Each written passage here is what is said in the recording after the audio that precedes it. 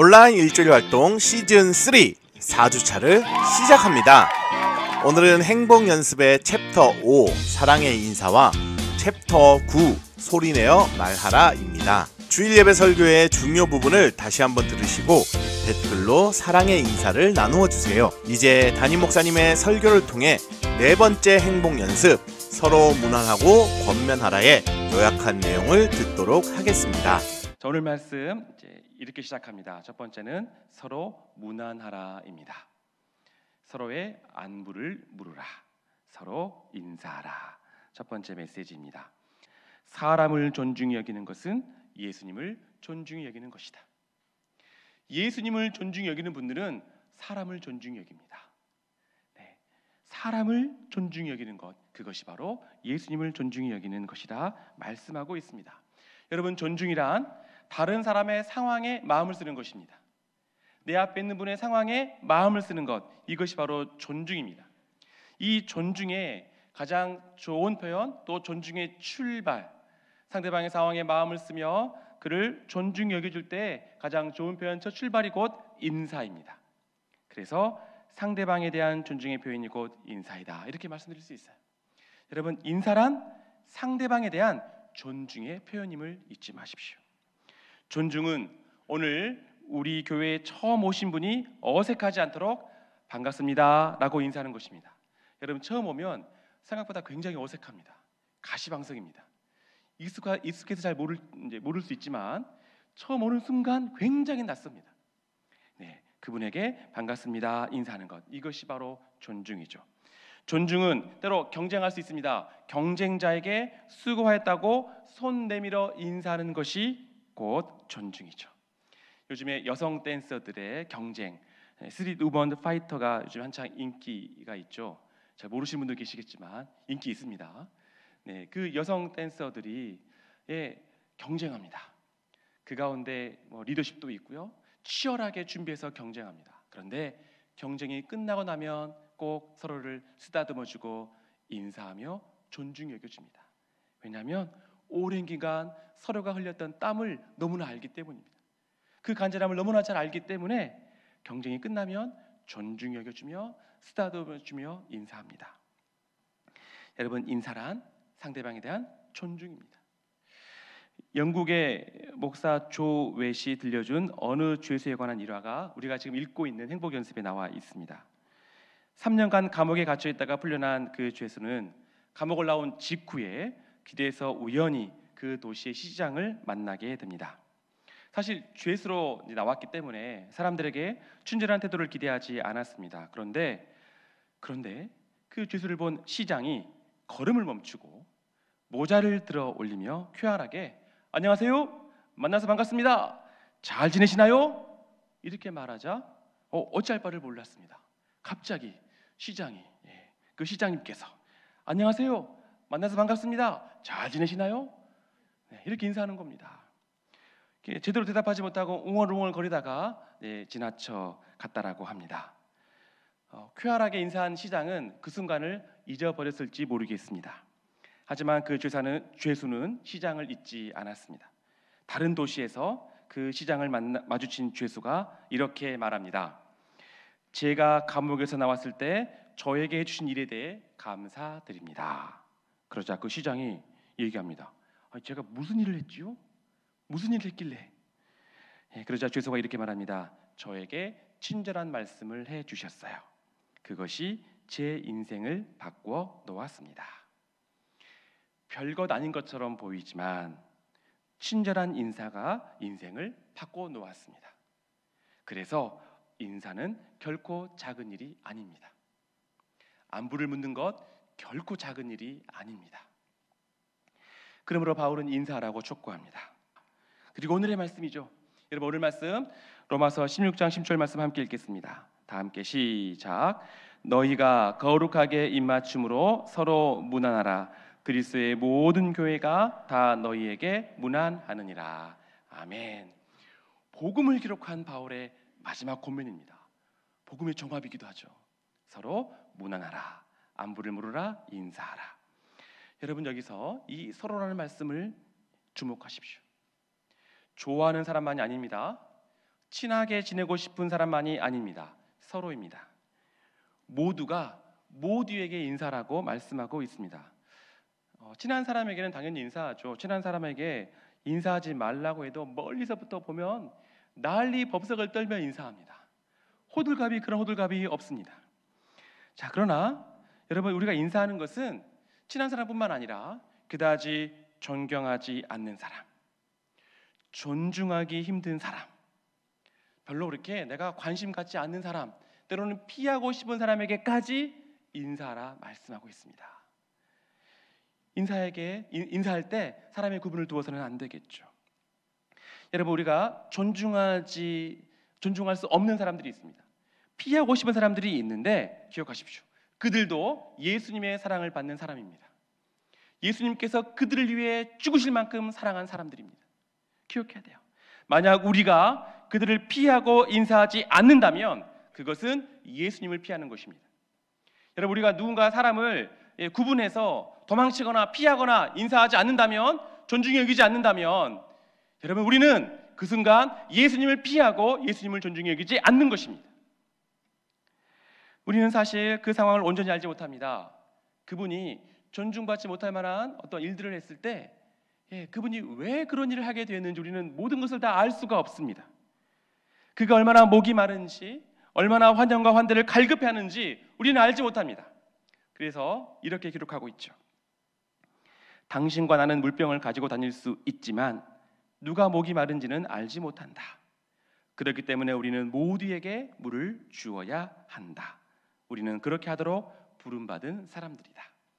우리는 그렇게 하도록 부름받은 사람들이다. 우리에게는 별것 아닌 그 인사가, 별것 아닌 일이 누군가에게는 커다란 의미로 다가올 수 있습니다. 그러므로 그들을 위해 인사합시다. 여러분, 누군가에는 큰 의미일 수 있거든요. 그러므로 그들을 위해 인사합시다.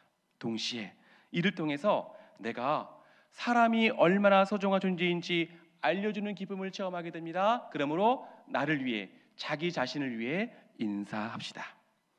여러분, 얼마나 좋습니까? 우리가 인사하는 모든 순간이 예수님을 영접하고 환영하는 순간입니다. 사람에게 인사하는 바로 그 순간 예수님이 환영받습니다. 예수님을 영접하는 것입니다. 그러므로 예수님을 위하여 인사합시다. 여러분, 모르는 분들 만났을 때, 이 예배당에 와서 우리가 모르는 분들과 함께 있을 때 기억하셔야 돼요. 우리 모두는 예수의 피를 나눈 형제입니다. 예수의 피를 나눈 자매입니다. 그 어떤 피보다도 진한 예수의 피로 우리는 형제 자매 되었습니다. 우리 모두는이에요. 예배당에 긴장한 상태로 앉아있는 분에게 다가가 인사할 때, 그러므로 우리는 예수님께 인사하는 것입니다. 카페나 마트에 들어갈 때 힘겹게 들어가시는 분을 위해 인사하며 문을 열어줄 때, 그때 우리는 예수님을 섬기는 것입니다. 예수님께 인사하는 것입니다. 예수님을 위한 것임을 잊지 마십시오. 우리는 한 형제 자매 되었음을 잊지 마십시오. 지극히 작은 자 하나에게 한 것이 곧 내게 한 것이란 예수님의 말씀을 잊지 맙시다. 이렇게 할 때, 우리가 이렇게 서로 인사할 때 우리는 예수님으로부터 이와 같은 말씀을 듣게 될 것입니다. 잘하였도다 착하고 충성된 종아, 네가 적은 일에 충성하였음에 내가 많은 것을 내게 맡기리니 내 주인의 즐거움에 참여할지어다. 적은 일에 충성하였음에요. 그 작은 일에 충성하였음에 말씀하고 계십니다. 여러분, 그러므로 우리 서로 인사합시다. 서로의 안부를 물읍시다. 여러분, 옆에 아는 분이 계십니까? 모르는 분이 계십니까? 그가 누구이든지 간에 우리는 한 피 바다, 예수의 피로 형제자매 되는 공동체입니다. 옆에 계신 분에게 여러분이 하시는 가장 따뜻한 말로 인사하여 보십시오. 자, 한번 옆에 있는 분 바라보시면서 따라서 해보십시오. 안녕하십니까? 안녕하십니까? 여러분, 또 한번 앞뒤로도 인사해 볼까요? 자, 안녕하십니까? 안녕하십니까? 네. 서로 인사하라 말씀하고 있습니다. 오늘 말씀의 두 번째 주제는 권면하라입니다. 여러분, 격려는 그에게 있는 좋은 것을 끄집어내는 것이겠죠. 그리스도 예수의 마음으로 그리스도 예수께서 품으신 소망을 끄집어내는 것이 격려라면, 권면은 마음에 드는 것입니다. 너무나 슬프고 비통해서 아무 말도 들어오지 않을 것 같지만, 하지만 그 마음 속에 있어야 될 바로 그 말, 상대방의 마음속에 진리를 두는 것입니다. 이것이 권면입니다. 때로 훈계일 수 있고 권고일 수 있고 화건일 수 있고 칭찬일 수 있고 잘못을 바로잡아주는 것일 수 있고 다양한 방식이 있을 수 있겠지만 어찌됐건 권면은 침묵하지 않고 목소리를 내는 것입니다. 너무나 비통해서 말할 수 없는 그런 상황이라 할지라도 목소리를 내어서 그 마음속에 있어야 될 진리를 말씀해 주는 것, 이것이 권면이죠. 상처가 나면 마데카솔인가요? 후시딘인가요? 약을 바릅니다. 아프지만 약을 바릅니다. 저는 후시딘 한 번 바르면 낫는 줄 알았는데 한 번 발라도 안 낫더라고요. 네, 당장 어떤 치유가 보이진 않지만 분명 약은 상처를 치유합니다. 사탄은 계속해서 우리를 낙심시키려고 합니다.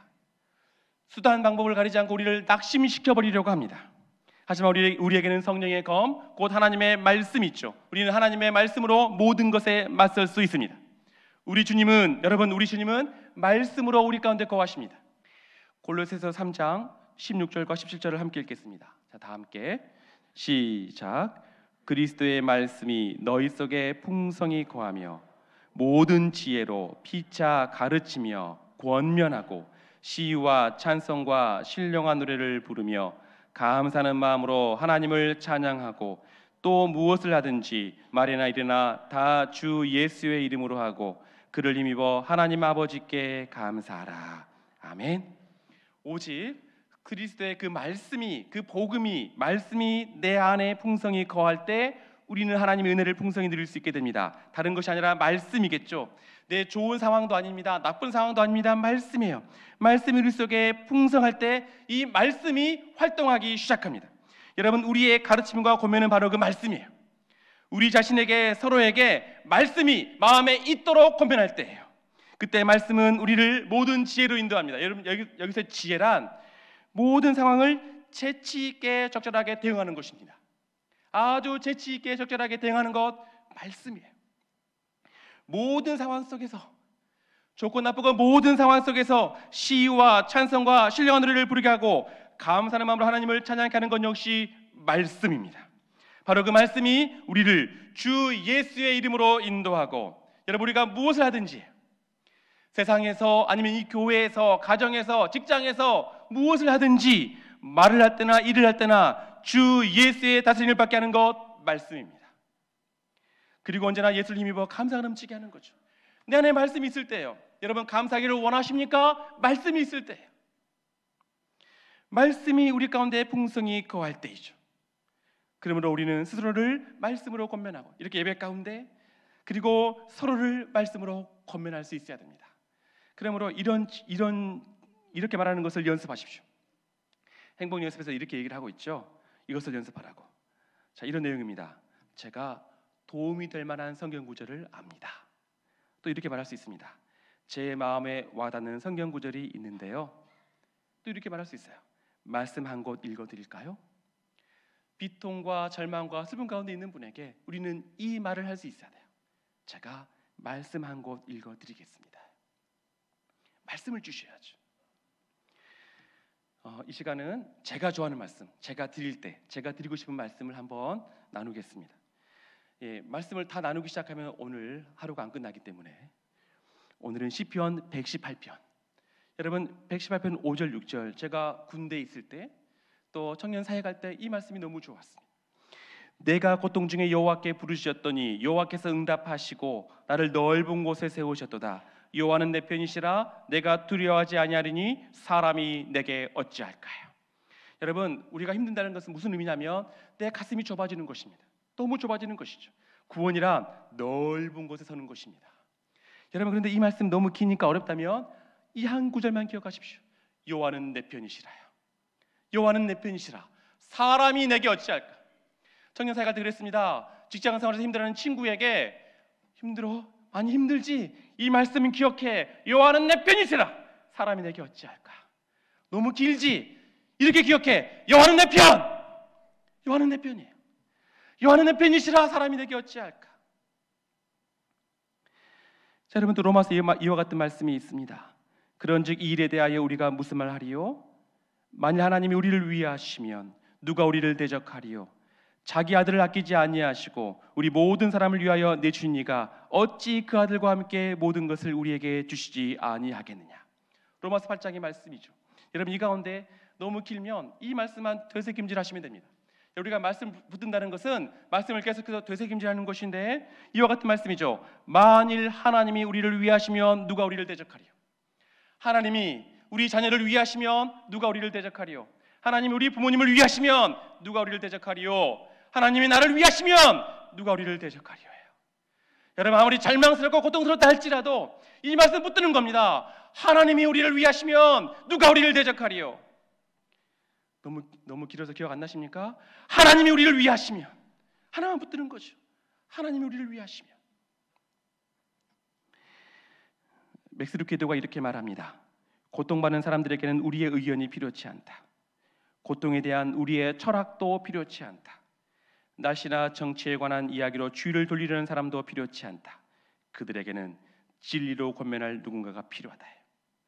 진리로 권면하며 이 말씀을 심겨줄 누군가가 필요하다. 우리 모두는 그리스도의 사신입니다. 여러분, 사신은 침묵할 수가 없습니다. 우리는 하나님의 자녀입니다. 우리는 그리스도와 공동 상속자이죠. 상속자로서 축복받을 수 있기에 침묵할 수 없습니다. 희망의 말을 전파하고 믿음의 기도를 드리라 말씀드립니다. 상황보다 더 크신 하나님을 선포하십시오. 믿음으로 드리는 기도는 하나님을 하나님이시게 하고 혼란스러운 시기에 그분이 주인 되시게 합니다. 아무리 혼란스럽다 할지라도 하나님이 하나님 되실 때 우리는 살 수 있습니다. 온 세상 주인 되신 하나님이십니다. 하나님은 온 세상의 주인 되셔서 모든 상황을 다스릴 수 있는 하나님이십니다. 상황보다 더 크신 하나님, 내 상황의 혼란 가운데 이 모든 상황을 다스리시는 그 하나님 다스려 주옵소서. 하나님이 하나님 되시게 하는 것, 이것이 바로 권면입니다. 하나님은 우리가 앓는 병보다 크신 분이시죠. 하나님은 우리가 시련을 이길 수 있도록 도와주십니다. 여러분, 기억하십시오. 우리는 언제나 끊임없이 우리의 삶이 하나님께 달려있음을 고민하는 사람들입니다. 아무리 힘들고 어려워도 우리의 인생은 하나님께 달려있음을 권면하는 사람들, 우리의 삶입니다. 아멘. 말씀에 큰 은혜를 받았습니다. 말씀을 잘 들으셨죠? 그렇다면 모교조에 꼭 참여해주세요. 이번 주 모교조에는 특별한 게스트와 함께 진행합니다. 이번엔 목요일 저녁 8시 모교조 실시간 채팅에 참여하는 분들 가운데 3분을 추첨하여 맛있는 아이스크림 케이크를 드리겠습니다. 오늘의 댓글은 서로 사랑의 인사를 나누는 겁니다. 오늘 영상을 보신 모든 분들은 함께 사랑의 인사를 나누어 주시기 바랍니다. 모두가 행복해지는 행복연습 4주차 사랑의 인사를 나누며 주님 주시는 행복을 누리세요. 더 행복해집니다.